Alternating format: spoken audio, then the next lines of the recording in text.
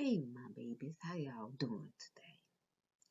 Granny was just sitting here deep in thought, reminiscing on my past. When we look back over our life and we have to think things over, you know. I was thinking about when I was in my hoeing, rolling 20s. Like the creator say, ain't nothing new under the sun. Ain't nothing nobody doing today that they did not do yesterday. hmm hmm Because that was a long time ago. I'm 83 years old, so you know. Anyways, I think I was about 20, 21, 22, and I had been messing around with this old man, old nice looking man by the name of Jimmy. Yes, Jimmy was sexy, and he had that money that he did.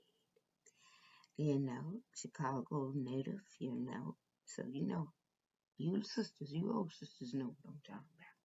Y'all know what I'm talking about. Y'all sure do. So, anyways, I was messing around him thinking that I was grown. Just thinking I'm grown. You know, messing around with somebody else's guy. I was out there being a hoe. I let the harlot whore consume. Sure did. Thinking that I'm grown, making childlike decisions. hmm I had been, so we had been messing around for a while. And out of the blue, Jimmy had started acting funny. He had promised me some money, and I had been calling him and sending him letters to his office, and he had not been responding. My rent was due, and I needed to get my hair done and pay my car note. I sure did. I had things to do. So, I had found out through the wind, that he was having a party. And I decided to just get on dressed and go on by. And yes, it was at his house, but I had been there several times before. Why not? That's what I figured. Why not? I got dressed looking good, sure did.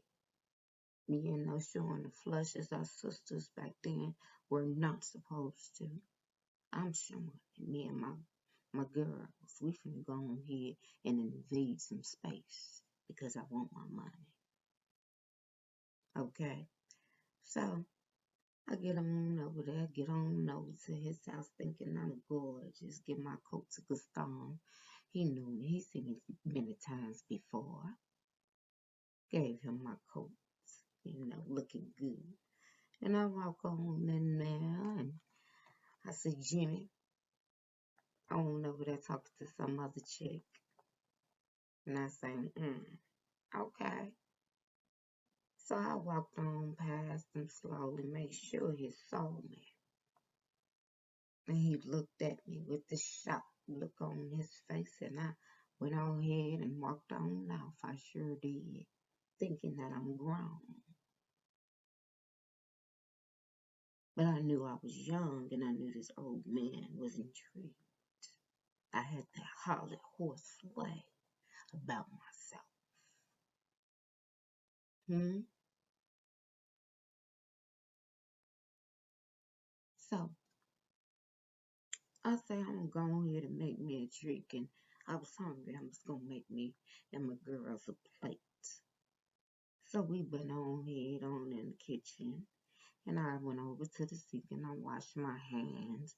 There were a few ladies sitting at the table, of course, and one of the ladies sit there and she says, these young heifers comes walking in people's houses without even greeting the woman of the house.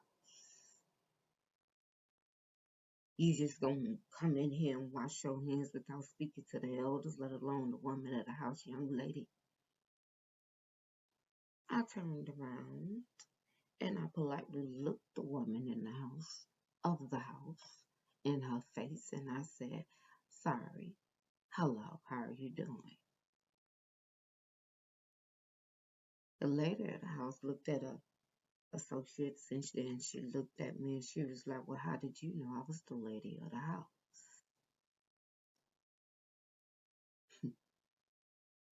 Now, in my spirit, I've already known that this woman knew me because I knew her because I have smelt her very essence as she has mine. So I knew she knew who I was as I knew who she was. And I was just waiting on it to come on. And so she goes on to sit there and say, young lady, um, can I talk to you? This tall, beautiful lady gets up. She said, "Can you come on to the back gazebo with me?" I said, "Okay, here we go. My girls, y'all stay back. I got this. I'm grown. Hmm? Listen, I'm somebody else's husband. I'm grown. I do what I want to do. Right? Mm-hmm. So we get on back there, and I looked the sister in her face, and she looked me in my eyes. And this is what she says to me. "You seem like a pretty intelligent young lady.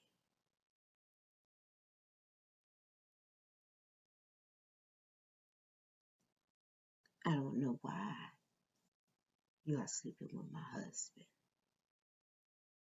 but I will tell you this. The house is in our name. The business is in our name.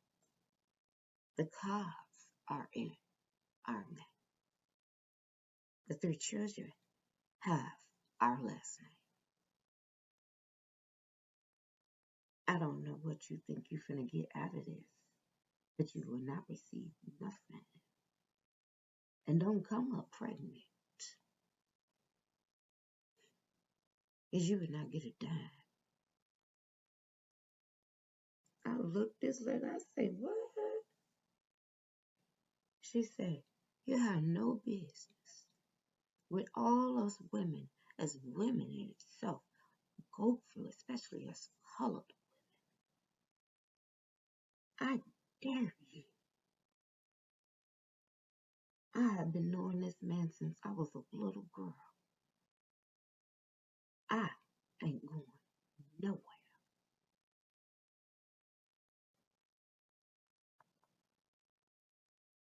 And when that woman said that, me looking her in her eyes, I knew she was not playing with me, and she wasn't lying.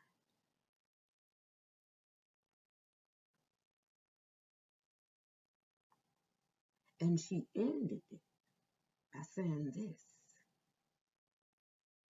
"You have a lot to live for. You are young, young lady. Live your life. Don't destroy yourself. Because again, the insurance policy is in my name, and I ain't going nowhere." That's what she said. That's what she did. She sure did. And me looking her in the eyes, I knew she wasn't lying, and she was not playing. She meant business. That's your business. She sure did. I said, "Okay, I'm gone. I gotta get up out of here." Yes, because I felt it. Conviction In that moment, in that instant, I felt that.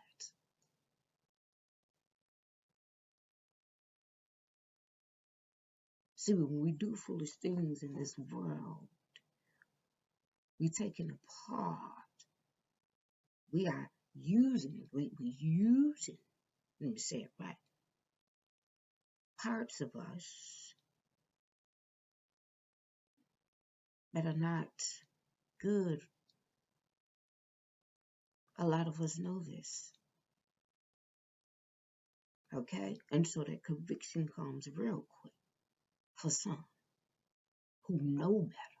Because when you know better, you are to do better, right? So, got on up out of that. Went on home and I thought about it because I didn't want no smoke.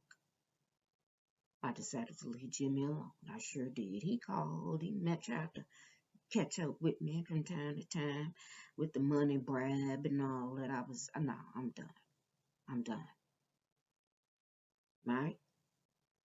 Fast forward 20 years later, it's going to my granddaughter. Right? She was about to go on prom. She was a senior in high school. Now, she had been dating this young man for a while, and we all met him. We all liked him. They pretty much grew up together. So I was in the kitchen. This is a couple of days before her prom. I'm in the kitchen doing cooking dinner for my family, and it was just me here. So I heard her come on in, and she ran on upstairs, and me knowing the children's footsteps and the differences, you know. So it's quiet, and I said, okay, she'll be all right. I'm doing my cooking, and I hear weep again. As parents, we know these things, and there are different cries that your children send out, but you got to step in, right? So I went on upstairs, and I went on into her room. And that baby was laying across that bed, and she was just balled up in tears. She sure was. And I went on head on, and I climbed on in the bed with her, and I said, baby, are you all right? Whatever it is, you are going to be all right. She said, no.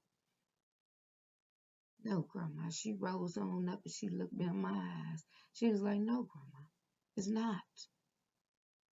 I said, well, baby, what happened? She said, I seen Fred out there with some other women. They was out there kissing and hugging.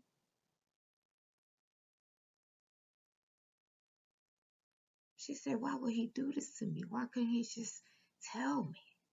Why would he hurt me like this?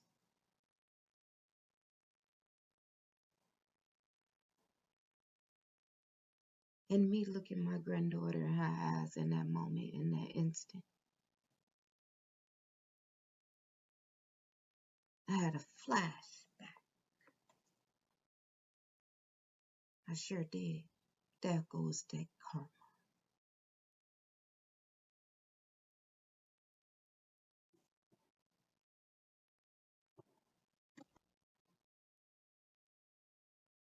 There go that karma. And there was that conviction again.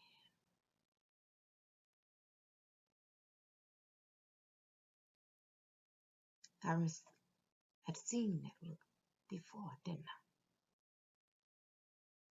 I? I seen that hurt before, didn't I? And I was the one who caused it. Yeah, he may have been messing around with other women outside of me and her. But the reality of it, I had nothing to do with their relationship. Nothing.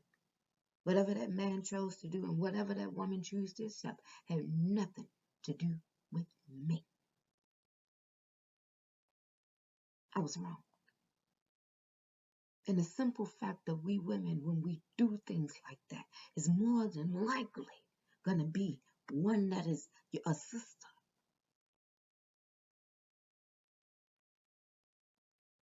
a woman that has gone through the trenches, probably still going through the tears.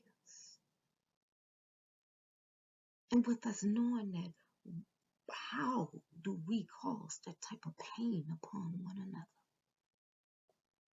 Because we think it's okay to do. It's not. And it's sad that many of us don't realize it until it's too late. And when that karma and that conviction hits you, it hits you really hard. Because we done lived in that type of flesh for way too long without recognizing the truth. So after I got done getting her together, reassuring her that she is going to be okay, I had to go into my room and I had to repent again. I did. Because I knew.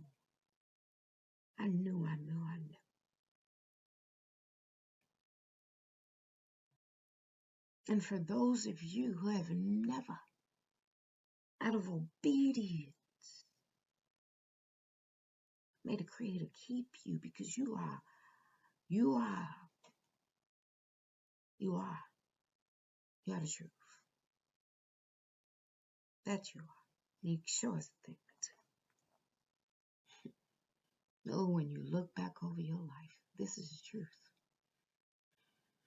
But I thanked the Creator in that moment. I did. I thanked it because I was wrong.